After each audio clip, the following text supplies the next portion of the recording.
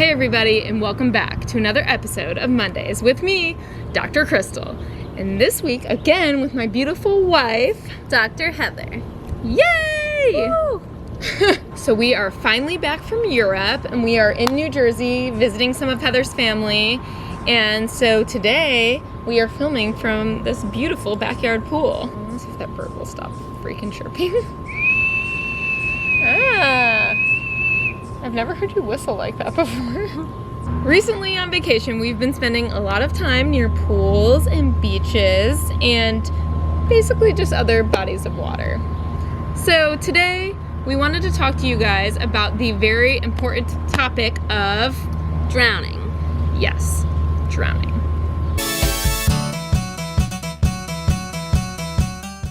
Did you guys know that every year there are 500,000 deaths worldwide as a result of drowning?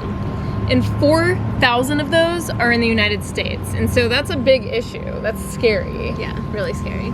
So these are just the number of people who are actually dying. And so we don't have great numbers on the number of people who are getting close to dying or, basically somebody saves them or something like that. Yeah, they're just not reported as well. So obviously this is a huge issue. And almost all of these deaths are occurring in people under the age of 45. And in children less than 5, in the areas where there's higher access to beaches, pools, it's the leading cause of accidental deaths. Scary for the babies. Yeah. Have you known any kids who have drowned? Not personally, just I feel like at least once a year I always see it in the news, on TV, in the papers. Yeah, I remember when I was younger, my friend's niece drowned behind their house, and it was really sad. Yeah. So the age distribution of these drowning injuries is bimodal. Would you like to explain what bimodal means, Dr. Heather? Sure. Bimodal means that there are going to be, on a curve, there's going to be two peaks that are separate.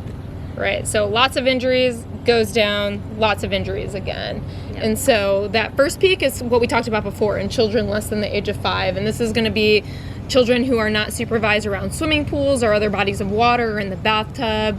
The second peak is going to be in males ages 15 to 25. And so that's all. In the 15 to 25-year-old age group, these incidents are more often happening at lakes, beaches, rivers, more outdoor places instead of bathtubs and pools like in the younger age group. And now we want to talk to you guys about risk factors that can increase the chance of drowning. Inadequate adult supervision. Overestimation of swimming capabilities. Risk-taking behavior. Use of alcohol or illicit drugs. More than 50% of drowning-related deaths in adults are believed to be alcohol-related. Hypothermia, which can lead to rapid exhaustion or heart arrhythmias, an event that occurs in the water, such as trauma, stroke, or heart attack. Seizure disorder, or developmental or behavioral disorder in children. Are we going to eat our chocolate chip cookie when we go inside? Now on to the most important part of the video. What do you do if you're in a situation where someone is drowning? Felt a raindrop. Sorry for the quick change in scenery. It started pouring yesterday, so we had to halt production, but we're back and ready to talk to you more about drowning. So you're in a situation where someone's drowning. What do you do? Well, we know that rescue and immediate resuscitation improves outcomes in drowning victims. Right. So we need to get these people out of the water as soon as possible. But we've talked about before, we need to make sure the scene is safe first. You don't want to compromise your safety when you're trying to save someone else, or else you're not going to be able to save them. Right. All right, so we got the person out of the water. Now what do we do? If you know anything about CPR, you know that we usually focus on circulation first. But in this situation, with a drowning victim, it's a little bit different, and we will start with 2 rescue breaths. So yes, that is the very first thing you want to do, because these people have inhaled water. We need to get air into their lungs, so we want to give them 2 big rescue breaths first. In an ideal world, everyone would be trained in CPR, and we recommend that you get trained if you have the opportunity, but we know that it's not possible to have every single person trained. So if you're in this situation, do your best, try to get those breaths in. We're not going to go over the technique right now, but there are a lot of resources to read about if you want to do that. If the victim doesn't respond to those 2 breaths right away, then you're just going to go straight into chest compressions. And if you do have an AED, then put that on the patient or the victim.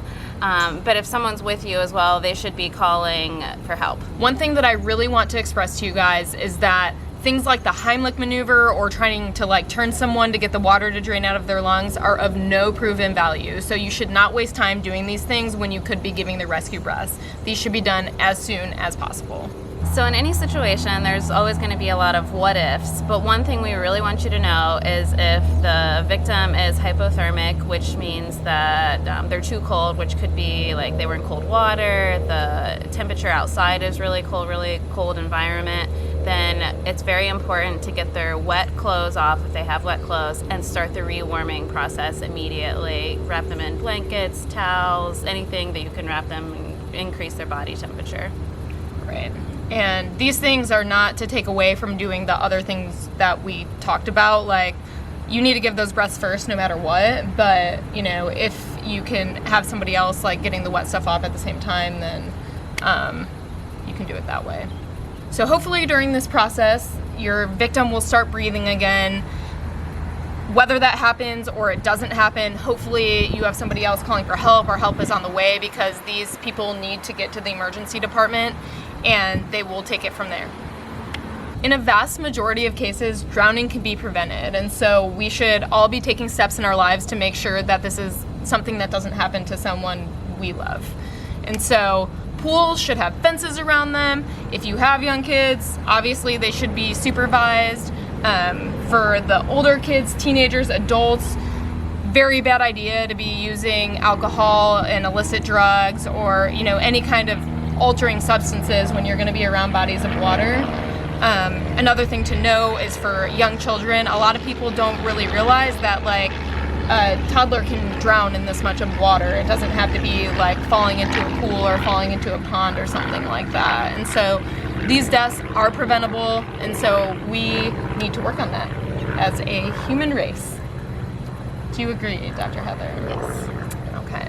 We hope that you guys found this video informative. We hope that you never have to use any of this. And if you have any questions, please feel free to put them in the comments down below, and we'll do our best to answer them. We hope you enjoyed the video today. If you did, please give it a like.